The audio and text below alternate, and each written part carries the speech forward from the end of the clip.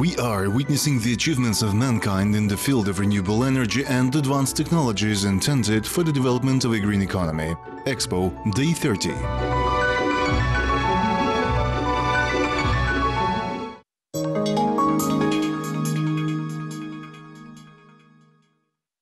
How was the planet created and how was life born on it? If you're asking these questions, you can find the answers in the thematic pavilion of the Expo.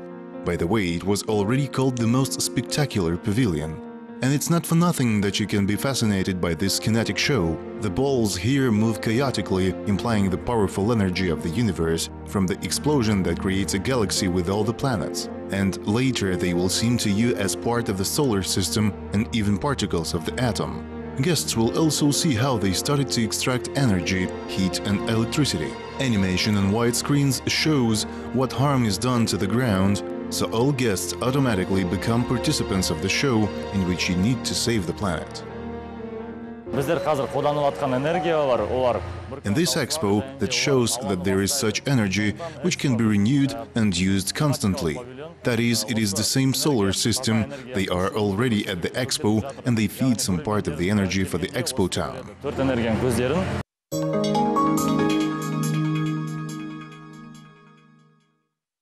Another guest of the expo is the Latvian designer Bruno Burmanis. He has been in the fashion industry for 30 years. He organizes fashion events and even has his own brand of classic shirts. Bruno designed the costumes of the pavilion guides of Latvia. Here he also decided to focus on the classics. Bruno is supporter of quality things that can be worn for several years and they will not lose their appearance. And the cheap things that we put on for a couple of times clog up the space. Индустрия моды является второй по... The fashion industry is the second most polluting industry after the arms industry. That is, the fashion industry is clogging the planet just scary, and so the responsible approach is very important. We still have to live here, and we all feel how the climate changes, how different forests disappear. Мы должны здесь жить, да, и мы все чувствуем, как меняется климат. The guest came to Astana for the first time. He was impressed with our wide expanses. The capital in his eyes looks modern, but at the same time incomparable to any other city in the world. Expo Bruno considers a platform where all countries can present their vision of the energy of the future through the national prism. Это важно, я думаю, для тех людей, которые посещают выставку. This is important, I think, for those people who attend the exhibition, because I'm sure there is a lot at the exhibition. That's how this format is presented, because it's very humane. It is focused on not very scientific things, but on things that concern every person, from the simplest people to scientists. That's what I like here.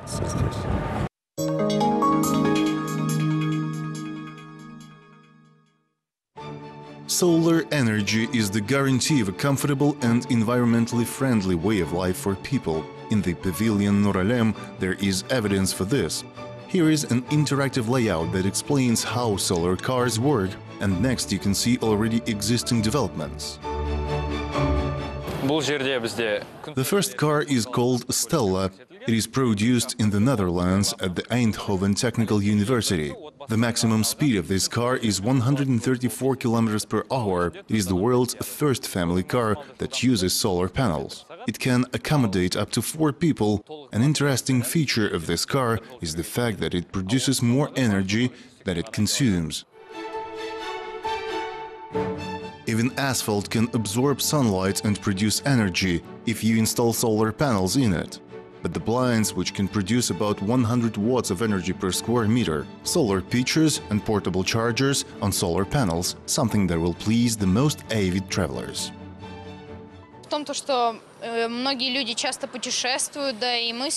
Many people often travel, and my family and I like to travel too. It happens that you find yourself in the wild and there is nowhere to recharge your phone or some kind of device. The solar batteries can come to the rescue, and my family is already trying to think of a way to acquire such a charging device on the solar panels.